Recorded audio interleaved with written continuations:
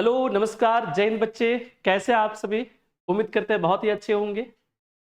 तो पिछले वीडियो में हमने आपको कुछ एमसीक्यू जो प्रीवियस ईयर में पूछे गए थे वो क्वेश्चंस हमने कराया फिजिक्स के फर्स्ट चैप्टर से।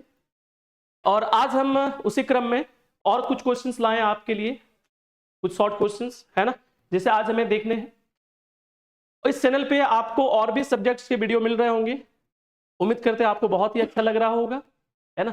यदि आपको अच्छा लग रहा है तो दोस्तों को बताइए, सबको बताइए और जम के तैयारी करिए। बहुत ही कम समय बचा है और इस कम समय में बहुत ही अच्छे से तैयारी करनी है। तो चलिए बिना देर के स्टार्ट करते हैं आज का पहला क्वेश्चन।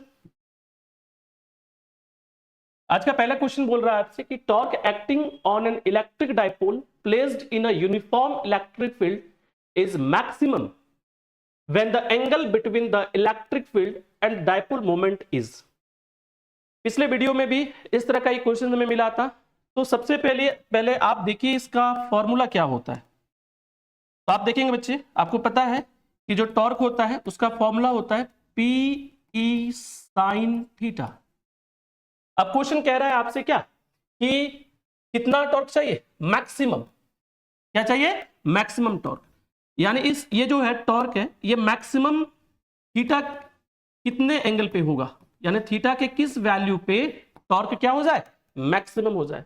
तो ध्यान से देखो बच्चे, हमारे पास क्या है, एंगल कोएफिशिएंट क्या है यहाँ पे, साइन थीटा। और साइन थीटा का मैक्सिमम वैल्यू कितना होता है, आप बोलेंगे सर 1। कितना होता है, 1। और ये कितने डिग्री एंगल पे होता है, कितने डिग्री पे होता है। तो आपको ये भी पता है कि जब थीटा कितना हो जाए, 90 डिग्री। कितना हो जाए, 90 डिग्री। तो आप इसका आंसर क्या बताओगे, ये एंगल क्या होगा, क्या पूछा है, when the angle between the electric field and dipole moment is 90 degree. ये 1 मार्क्स का क्वेश्चन है बच्चे, ज्यादा समय नहीं लेना है, बस ये ध्यान में रखना था, इतना भी समय नहीं लेना है। आपको पता है कि साइन का सिर्फ क्या देखना है, मैक्सिमम वैल्यू देखना है। साइन का मैक्सिमम कितना पे होता है, 90 पे होता है ना। तो थीटा क्या हो जाएगा, 90 डिग्री।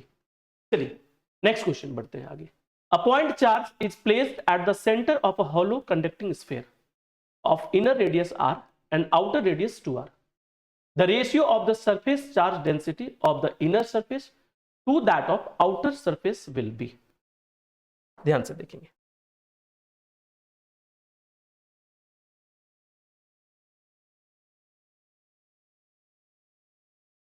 एक चार्ज Q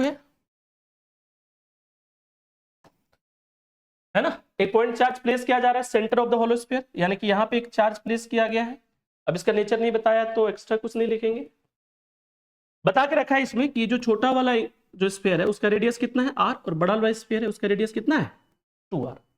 और आपसे क्या पूछ रहा है, सरफेस चार्ज डेंसिटी का रेशियो। तो सबसे पहले हमें देखना पड़ेगा कि सरफेस चार्ज डेंसिटी का फॉर्मूला क्या होता है। तो प्यारे बच्चे, आप जानते होंगे कि सरफेस चार्ज डेंसिटी को सिग्मा से डिनोट करते हैं, और ये सिग्मा बराबर क्या होता है, चार्ज बाय एरिया। यदि सिग्मा 1 की बात करें तो हम यहाँ पे चार्ज तो सेम ही है, तो क्या होगा, ये एरिया चेंज होगा, क्लियर है। और सिग्मा 2 की बात करें तो क्या हो जाएगा बच्चे, आप बोलेंगे Q बाय A2। यदि मैं यहां पे रखूं तो आप ऊपर में क्या लिखेंगे, Q by A1 divided by Q by A2। क्या इस Q से Q को हटा सकते हैं, बिल्कुल, ये ऊपर चला जाएगा और ये किधर आ जाएगा, नीचे।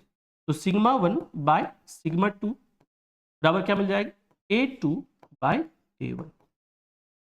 अब ये कैसा बॉडी है, स्फेरिकल बॉडी है, तो स्फीयर का टोटल सरफेस एरिया क्या होता है, तो आप बोलेंगे सर 4 पाई आर स्क्वायर। तो 4 पाई, बड़ा वाला रेडियस कितना है 2r, तो आप क्या लिखोगे 2r का स्क्वायर और डिवाइड बाय 4 पाई और क्या r का स्क्वायर। ध्यान से देखें तो 4 पाई से 4 पाई कैंसिल कर सकते हैं, बिल्कुल कर सकते हैं। यानी कि सिग्मा 1 अपन सिग्मा 2 क्या मिलेगा बच्चे आपको, आप देखोगे 4r का स्क्वायर बाई r का स्क्वायर। अगेन यहाँ पे देख पा रहे हो आप कि आप इसे आर स्क्वायर से आर स्क्वायर को कैंसिल कर दो तो क्या मिलेगा 4:1। और यही तो आपसे पूछ रहा है ना। इस क्वेश्चन को बनाते समय ये ध्यान रखिएगा कि आपसे पूछा क्या जा रहा है, यानी क्वेश्चन को थोड़ा सा ध्यानपूर्वक पढ़ना है। पूछा जा रहा है आपसे ratio of the surface charge density of the inner surface, यानी ये छोटा वाला sphere, to that of outer surface, ये बड़ा वाला स्फीयर, है ना। तब ये आंसर बिल्कुल सही होगा। यदि ये चेंज कर देता है, आउटर से इनर के बारे में पूछेगा तो ये क्या होगा, रेशियो भी पलट जाएगा और आप कह सकते हो 1:4। क्लियर है? चलिए बिना देर के आगे बढ़ते हैं नेक्स्ट क्वेश्चन की ओर। नेक्स्ट क्वेश्चन बोल रहा है कि draw the pattern of electric field lines when a point charge -q is kept near the अनचार्ज conducting plate. बोल रहा है कि एक नेगेटिव चार्ज है, उसके पास एक कंडक्टिंग प्लेट रखे, तो उसका जो इलेक्ट्रिक फील्ड लाइंस होगा उसे आपको क्या करना है, ड्रॉ करना है। तो बच्चे ध्यान से देखिए, ये हमने एक चार्ज रख लिया क्या, -q, और इसके सामने हम क्या करते हैं, एक प्लेट रख लेते हैं, ये प्लेट हो गया। अब आपको एक चीज तो पता है कि यदि ये नेगेटिव चार्ज है, ये अपने सामने वाले सरफेस पे कैसा चार्ज इंड्यूस करेगा, तो आप बोलेंगे पॉजिटिव चार्ज इंड्यूस करेगा। कैसा चार्ज इंड्यूस करेगा, पॉजिटिव चार्ज इंड्यूस करेगा। और यहां पे यदि पॉजिटिव है तो इसके अपोजिट वाले फेस पे क्या होना बच्चे, नेगेटिव चार्ज इंड्यूस होगा। क्या ये फिनिश हो गया क्या, बिल्कुल नहीं। आगे क्या करना है, इलेक्ट्रिक फील्ड का यानी कि इलेक्ट्रिक फील्ड लाइंस भी ड्रॉ करना है। तो प्यारे बच्चे आपको पता है कि कोई भी बॉडी यानी जो कंडक्टिंग बॉडी है ना, अनचार्ज है लेकिन क्या है, एक कंडक्टिंग प्लेट है, तो उससे जो इलेक्ट्रिक फील्ड निकलने वाला होता है वो क्या होता है, सरफेस पे परपेंडिकुलर होता है। साथ ही साथ आप ये भी जानते हैं कि जो इलेक्ट्रिक फील्ड लाइंस होता है ये स्टार्ट होता है पॉजिटिव बॉडी से या पॉजिटिव चार्ज से और टर्मिनेट कहां होता है, नेगेटिव चार्ज पे। तो ये क्या है, पॉजिटिव, तो यहां से जो फील्ड लाइन निकलेगा वो कुछ इस प्रकार से हो सकता है, ये सर निकला, और कहां टर्मिनेट होगा, नेगेटिव पे। यहां से देखो तो ये सीधा, ये परपेंडिकुलर होना बहुत जरूरी है। यहां भी देखोगे तो कुछ इस प्रकार से आपको एक ग्राफ मिल रहा होगा। यहां देखोगे इनसाइड बॉडी है ना, इनसाइड द बॉडी, तो यहाँ पे फील्ड लाइन होता नहीं है, तो आप क्या लगा सकते हो, बाहर की लगा सकते हो, बाहर की ओर लगा सकते हो, लेकिन इसका डायरेक्शन किधर दिखाना पड़ेगा, कुछ इस प्रकार।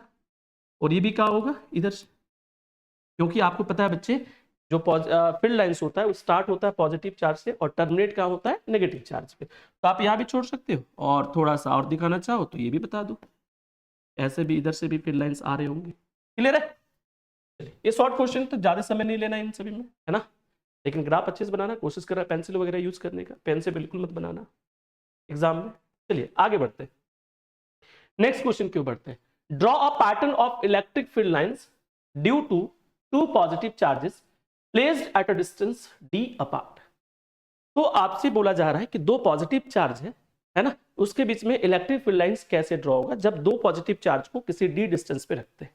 तो हमने क्या करा कि यहाँ पे 3-4 आपको फिगर बता दी, इससे बाहर नहीं आ सकता है कभी भी यदि ये पूछा जाए इस प्रकार का क्वेश्चन। तो सबसे पहले आप यहाँ पे देख पा रहे होंगे बच्चे कि ये क्या है, एक पॉजिटिव चार्ज है, क्या है, पॉजिटिव चार्ज। और आपको पता है कि जो फील्ड लाइन स्टार्ट होता है पॉजिटिव चार्ज से, कहां से स्टार्ट होता है, पॉजिटिव चार्ज से। स्टार्ट कहां से होता है, पॉजिटिव चार्ज से, तो ये क्या होगा, रेडियली आउटवर्ड। क्या होगा, रेडियली आउटवर्ड। इनसाइड मत दिखाना, हमने डॉट डॉट दिखाया है यहाँ पे, ध्यान से देखो तो। और ये क्या है, नेगेटिव चार्ज है, ये क्या है, नेगेटिव चार्ज। तो नेगेटिव चार्ज पे फील्ड लाइन आके क्या होता है, टर्मिनेट होता है। ये कहीं से स्टार्ट हो रहा होगा और ये टर्मिनेट यानी कि एंड कहां पे होगा, आके आप कह सकते हो कहां पे, नेगेटिव चार्ज बॉडी पे। कहां पे, नेगेटिव चार्ज बॉडी पे। क्लियर है? ये देखो एक पॉजिटिव चार्ज और नेगेटिव चार्ज के बीच में फील्ड लाइंस कैसे बनेगा वो हमने दिखा के रखा है। लेकिन इस क्वेश्चन में जो आपसे पूछ रहा है, इस क्वेश्चन के रिक्वायरमेंट के आधार पे आपको ये फिगर देखनी चाहिए। क्लियर है? तो थोड़ा सा आप इस फिगर को ध्यान में रखोगे, बहुत इजी फिगर है, बना ले सकते हो। ये पॉजिटिव चार्ज है और ये भी क्या है, पॉजिटिव चार्ज, उनके बीच में डिस्टेंस क्या है, d। तो कुछ इस प्रकार का फील्ड लाइंस हमें देखने को मिलता है। चलिए बच्चे बिना देर के आगे बढ़ते हैं नेक्स्ट क्वेश्चन की ओर। अच्छा नेक्स्ट क्वेश्चन भी वही है, draw the pattern of electric field lines due to an electric dipole. अब इलेक्ट्रिक डाइपोल क्या होता है, जब कोई दो चार्ज नेचर में अपोजिट होने चाहिए, जब किसी शॉर्ट डिस्टेंस के साथ सेपरेट रहता है तब हम उसे क्या कहते हैं, इलेक्ट्रिक डाइपोल। ये है पॉजिटिव चार्ज और ये क्या है, नेगेटिव चार्ज, इसके बीच में हमने डिस्टेंस बना के रखा है। तब इसके बीच में फील्ड लाइंस कैसे होंगे बच्चे, तो आपको पता है कि पॉजिटिव चार्ज से स्टार्ट होता है और एंड कहां पे होता है, नेगेटिव चार्ज पे। एंड कहां पे होता है, नेगेटिव चार्ज पे। एंड कहां पे होता है, नेगेटिव चार्ज पे। एंड कहां पे होगा, नेगेटिव चार्ज पे। ये आपके लिए ग्राफ हो जाएगा। क्लियर है? चलिए आगे बढ़ते हैं, समझ में आ गया होगा। चलिए नेक्स्ट क्वेश्चन की ओर बढ़ते हैं। Why do electrostatic field lines not form closed loop, है ना? Electric field lines closed loop क्यों नहीं बनाता? तो इसका सबसे बड़ा कारण है कि जो चार्ज बॉडी होता है उसके अंदर इलेक्ट्रिक फील्ड लाइंस होते ही ना है, तो लूप क्लोज लूप कैसे बनाएगा? नहीं बनाएगा। क्लियर है? वो क्लोज्ड कर्व जरूर बनाता है लेकिन क्लोज्ड लूप नहीं बनाता। Electric field lines start from positive charge and terminate at negative charge. No electric field lines exist inside the charge body. इसलिए हम कह सकते हैं कि इलेक्ट्रोस्टैटिक फील्ड लाइंस जो होता है वो क्लोज लूप नहीं बनाता। क्लियर है बच्चे? ऐसा क्वेश्चन 2 मार्क्स के लिए आ सकता है, कभी कभी 1 मार्क्स में भी रहता है। तो 1 मार्क्स में आप क्या करोगे, आप यहां से यहां तक भी लिख सकते हो कि no electric field lines exist inside the charge body, thus electrostatic field lines do not form closed loop. Clear है? चलिए आगे बढ़ते बच्चे। उम्मीद करते हैं कि आपको बहुत ही अच्छा लग रहा होगा, और आपको पहले बताया कि यदि अच्छा लग रहा है तो अपने दोस्तों के साथ शेयर जरूर करिए। क्लियर है? चलिए आगे बढ़ते हैं। Why do electric field lines never cross each other? बहुत इंपॉर्टेंट क्वेश्चन है ना। जैसे आप इसे, ये क्वेश्चन कभी कभी सिंपल ऐसे अकेले भी आ सकता है और कभी कभी आप, है ना, इलेक्ट्रिक फील्ड लाइन के प्रॉपर्टीज में भी आप इसे लिख सकते हैं। जब आप इलेक्ट्रिक फील्ड लाइंस के प्रॉपर्टीज लिखेंगे तो आपको 3 मार्क्स मिलेंगे, और यदि आप सिंपल ये क्वेश्चन आता है तो ये 2 मार्क्स के लिए आ सकता है। क्लियर है? तो why do electric field lines never cross each other? तो आपको पता है बच्चे कि यदि वो दो, मान लेते हैं ऐसा कि दोनों जो इलेक्ट्रिक फील्ड लाइंस है वो एक पॉइंट पे क्या कर रहा है, इंटरसेक्ट कर जा रहा है, तो आप क्या देखेंगे कि उस पॉइंट ऑफ इंटरसेक्शन पे आप दो दो टेंजेंट ड्रॉ कर सकते हैं। और आपको पता है कि इलेक्ट्रिक फील्ड लाइन पे जो टेंजेंट होता है वो उस फील्ड के इंटेंसिटी का डायरेक्शन को बताता है। अब एक पॉइंट पे दो दो टेंजेंट हो गए, यानी एक ही फील्ड का दो दो डायरेक्शन, क्या ये पॉसिबल है? क्या बिल्कुल नहीं पॉसिबल है। इसलिए वो एक दूसरे को कभी भी इंटरसेक्ट नहीं करता। तो the two electric field lines never cross each other. This is because at the point of intersection we can draw two tangent. This would mean the two direction of electric field intensity at the same point, which is not possible. Clear है बच्चे? चलिए आगे बढ़ते हैं next question की ओर। अगला question आपके पास है कि two identical balls having same positive charge Q coulomb are suspended by two insulating string of equal length. What would be the effect on the force when a plastic sheet is inserted between the two? बोला जा रहा है कि दो charge ball है, clear है, उसको किसी इंसुलेटिंग थ्रेड के साथ, स्ट्रिंग के साथ सस्पेंड किया जाता है, और बीच में जब हम एक प्लास्टिक, है ना, देखिए प्लास्टिक शीट को इंसर्ट करेंगे तो क्या उस पर प्रभाव पड़ेगा। क्लियर है? तो ध्यान से देखिए इसको। हमने माना एक बॉल ये और दोनों एक जैसा है, तो इसी का कॉपी कर लेते हैं।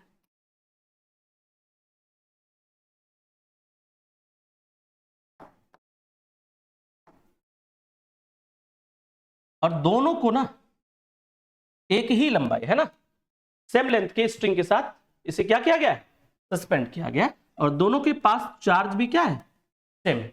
दोनों के पास चार्ज क्या है, सेम। हम एक केस ऐसा लेते हैं, जब मान लेते हैं कि इसके बीच में हमने कुछ नहीं डाला, या वैक्यूम है या फ्री स्पेस है। इस कंडीशन पे यदि मैं आपसे पूछूं कि इस पे लगने वाला फोर्स क्या होगा, तो आप क्या बताएंगे? आप बोलेंगे Q into Q by 4 pi epsilon naught, और सपोज हमने माना कि इसके बीच का डिस्टेंस क्या है, R, ये क्या हो जाएगा, R का स्क्वायर।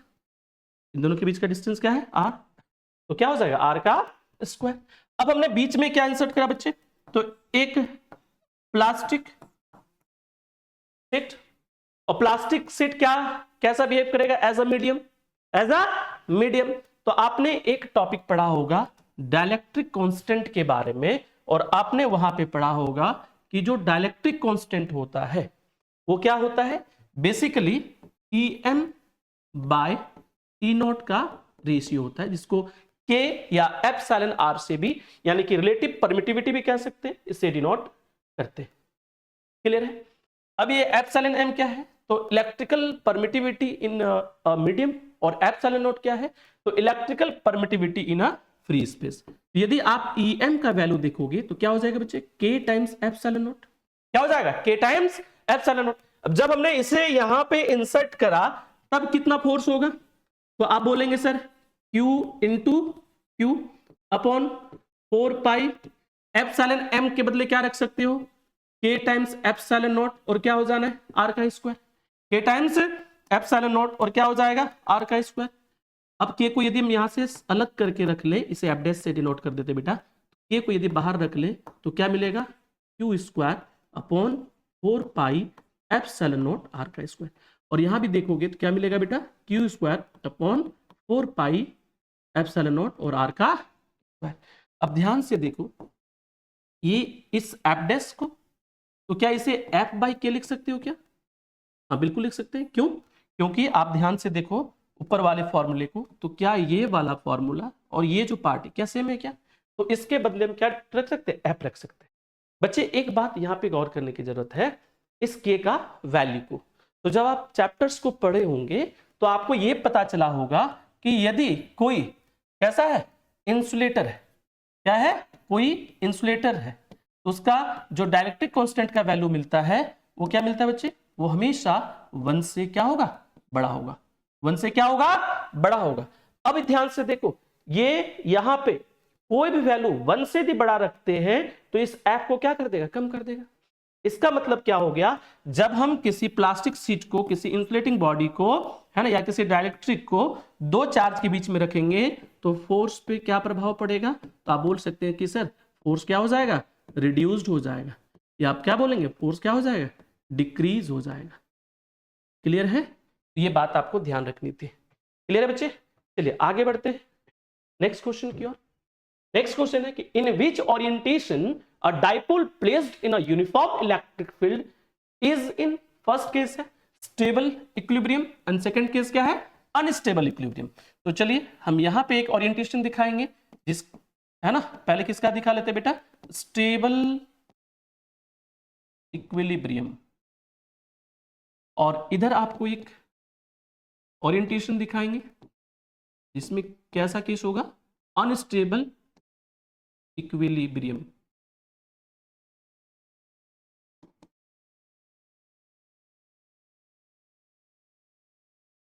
Unstable equilibrium.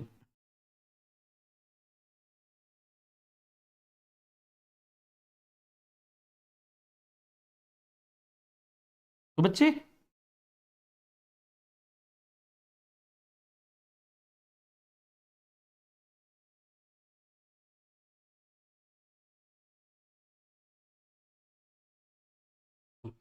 चलिए हमने एक इलेक्ट्रिक फील्ड ड्रॉ किया है और इस इलेक्ट्रिक फील्ड का डायरेक्शन किधर है, आउटवर्ड, तो ये क्या होगा, पॉजिटिव। अब इसके डायरेक्शन में यदि हम किसको रख दें, पॉजिटिव चार्ज को, और अपोजिट में क्या रख दें, नेगेटिव चार्ज को, तो ये कहलाता है स्टेबल इक्विलिब्रियम। कारण क्या है कि जब आप देखोगे स्टेबल इक्विलिब्रियम तो इसके लिए आपको जानना पड़ेगा बच्चे, इसके लिए आपको जानना पड़ेगा टॉर्क। टॉर्क बराबर क्या होता है, पीई साइन थीटा, क्या होता है, पी साइन थीटा। और ये टॉर्क जब जीरो हो जाता है तब ये कहलाता है स्टेबल इक्विलिब्रियम। तो टॉर्क जीरो दो कंडीशन पे होता है, एक तो होगा थीटा बराबर 0 डिग्री पे, साइन थीटा, साइन 0 डिग्री का वैल्यू कितना होता है 0, और साइन 180 का वैल्यू कितना होता है बेटा 0 होता है। तो ये जब, है ना, जब P और E के बीच में जो एंगल है यदि 0 हो जाए, क्या हो जाए, थीटा इक्वल्स टू 0, तब ये कंडीशन क्या कहलाता है, स्टेबल इक्विलिब्रियम। और इसके जस्ट अपोजिट में यदि आप देखो, है ना, चार्ज को यहां क्या करेंगे, पलट के रख देंगे इस बार ना,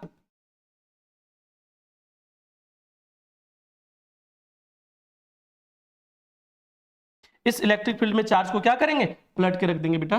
पहले जैसे रखे थे आप उसका जस्ट अपोजिट कर दो, इधर प्लस क्यू और इधर माइनस क्यू, तब इसके बीच में P और E के बीच में जो एंगल बनता है, P और E के बीच में जो एंगल बनता है बेटा वो बन जाता है कितना, 180 डिग्री। कैसे, देखो इलेक्ट्रिक फील्ड का डायरेक्शन इधर हो गया, अब P का डायरेक्शन आपको ढूंढना है, तो P का डायरेक्शन होता है from negative charge to positive charge. तो देखो डाइपोल का डायरेक्शन इधर और फील्ड का भी डायरेक्शन सेम है, तब यहाँ पे क्या होगा, थीटा बराबर 0 डिग्री। अब यहाँ देखो तो फील्ड का डायरेक्शन किधर है, इधर, सॉरी डाइपोल का डायरेक्शन किधर है, इधर, from negative charge to positive charge, और फील्ड का डायरेक्शन किधर होगा बेटा, इधर। तो आप देखो ये दोनों अपोजिट है, मतलब क्या हो जाएगा, एंटी पैरेलल है, एंटी पैरेलल है ना।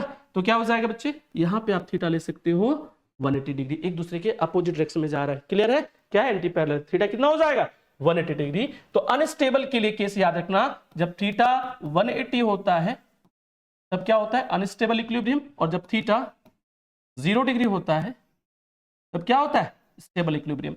और टाउ का मैक्सिमम वैल्यू कितने एंगल पे मिलता है, जब थीटा कितना हो जाए बच्चे, 90 डिग्री। ये कुछ पॉइंट है जो आपको याद रखने चाहिए डाइपोल मोमेंट्स रिलेटेड। क्लियर है? चलिए आगे बढ़ते हैं नेक्स्ट क्वेश्चन की ओर। अगला क्वेश्चन क्या रहा है कि 2 point charges Q1 and Q2 are placed at a distance d apart as shown in the figure. The electric field intensity is 0 at the point P on the line joining them as shown in the figure. Write 2 conclusion that you can draw from this. यानी कि इस figure के आधार पे आपको 2 conclusion बताना है। Question दिख रहा होगा, छोटा कर दिए थोड़ा सा, है ना? तो आपको कितने कंक्लूजन बताने हैं, 2 कंक्लूजन। चलिए अब यदि यहां पे इलेक्ट्रिक फील्ड इंटेंसिटी 0 हो रहा है, मतलब क्या कह सकते हैं कि इस चार्ज के वजह से यहां पे जो फील्ड होगा वो इक्वल होगा इस चार्ज के वजह से यहां पे जो फील्ड होगा, है ना? तो आप क्या लिखोगे, आप बोलोगे सर के Q1 बाय, यहां पे डिस्टेंस d देख रखा है, और सपोज मान लेते हैं कि Q2 से जो P है वो x डिस्टेंस पे है। कितना दूरी पे है, x पे है। ये पूरा दूरी क्या हो जाएगा बेटा, आप बोलेंगे d प्लस एक्स, और फॉर्मूला क्या होता है, के क्यू बाय आर का स्क्वायर। तो क्या हो जाएगा, k Q1 by d plus x का होल स्क्वायर, और ये बराबर होगा के, अगला चार्ज क्या है Q2, और डिस्टेंस क्या है बेटा x। यहां से देखो ये डिस्टेंस क्या है, ये डिस्टेंस कितना है, x है। तो आप क्या लिखोगे, x का स्क्वायर। क्या आप k से k को हटा सकते हो क्या, बिल्कुल हटा सकते हैं, k से k गया तो बचा क्या बच्चे, आप बोलेंगे sir Q1 by d plus x का होल स्क्वायर बराबर Q2 बाय एक्स का स्क्वायर। अब चार्ज को क्या कर लेते हैं, एक तरफ रख लेते हैं, तो लिख सकते हैं इसे क्या, Q1 बाय Q2। ये ऊपर जाएगा तो आप क्या लिख सकते हो बेटा, d प्लस एक्स का होल स्क्वायर और बाय एक्स का स्क्वायर। अब ध्यान से यदि देखो ये क्या हो जाएगा बच्चे, आप बोलेंगे sir D square plus x square plus 2dx। क्या करा हमने यहाँ पे, a प्लस बी के होल स्क्वायर में से तोड़ दिया, और नीचे क्या है, एक्स स्क्वायर, है ना? अब आप तो सीधे देख पा रहे हो सर Q2 किसके बराबर है, एक्स स्क्वायर, Q1 किसके बराबर है, एक्स स्क्वायर के साथ साथ और भी टर्म है। यानी कि आप यहां से ये कंक्लूजन निकाल सकते हो कि सर Q1 जो होगा वो बड़ा होगा किससे, Q2 से। ये पहला कंक्लूजन हो गया, ठीक है। अब दूसरा आपसे पूछ रहा है कि दूसरा कंक्लूजन क्या होगा, है ना? सेकंड पॉइंट बताना है बच्चे, इस पॉइंट पे इलेक्ट्रिक फील्ड इंटेंसिटी कितना हो रहा है, 0। तो थोड़ा सा ध्यान से सोचो कि यदि इसे हम पॉजिटिव रखते हैं और इसे पॉजिटिव रखते हैं तो दोनों का डायरेक्शन यदि सेम होता, इस पॉइंट पे क्या होता, दोनों ऐड होता, तो कभी 0 मिल सकता है क्या, बिल्कुल नहीं। इसका मतलब है कि यदि ये चार्ज पॉजिटिव है तो ये चार्ज मस्ट बी नेगेटिव, या ये नेगेटिव है तो क्या होना चाहिए, पॉजिटिव। यानी इन दोनों क्या होना चाहिए, एक दूसरे के अपोजिट नेचर का होना जरूरी है। तो आप क्या लिख सकते हो next conclusion, charges are opposite in nature, है ना? 2 कंक्लूजन आपसे पूछ रहा था, 2 कंक्लूजन हो गए बच्चे। चलिए आज के अंतिम क्वेश्चन पे बढ़े, आज का लास्ट क्वेश्चन होगा। अगले क्लास में हम कोशिश करेंगे और बेहतरीन क्वेश्चन चैप्टर 1 से आपके लिए लाए, है ना? जिसमें से कुछ लॉन्ग क्वेश्चन, कुछ डेरिवेशन को भी आपके सामने रखें।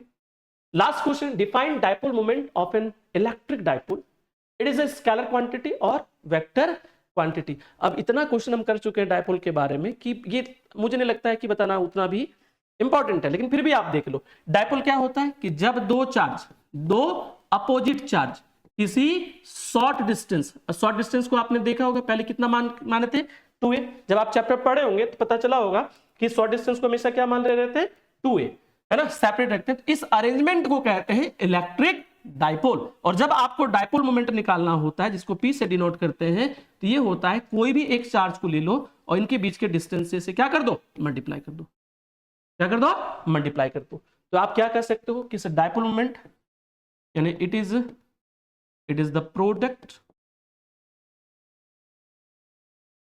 ऑफ आइदर चार्ज, कोई एक चार्ज ले लेंगे, and distance between them. Clear है? और आपसे क्या पूछ रहा है कि ये स्केलर क्वांटिटी होगा या वेक्टर। तो बताओ बच्चे क्या होना चाहिए, बताइए क्या हो सकता है? बिल्कुल, ये एक वेक्टर क्वांटिटी है, it is a vector quantity, it is a vector quantity. और इसका डायरेक्शन क्या होता है? From negative charge to positive charge, है ना। Its direction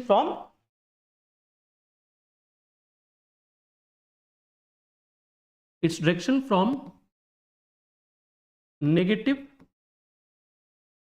charge to positive charge. Clear है? चलिए आज के लिए इतना ही, मिलते हैं नेक्स्ट सेशन में, है ना। तब तक के लिए आप तैयारी करते रहिए, बहुत अच्छे से करिए, और वीडियो को यदि पसंद आ रहा है वीडियो तो अपने दोस्तों के साथ भी शेयर करिए, है ना। चलिए मिलते हैं नेक्स्ट क्लास। जय हिंद, जय भारत।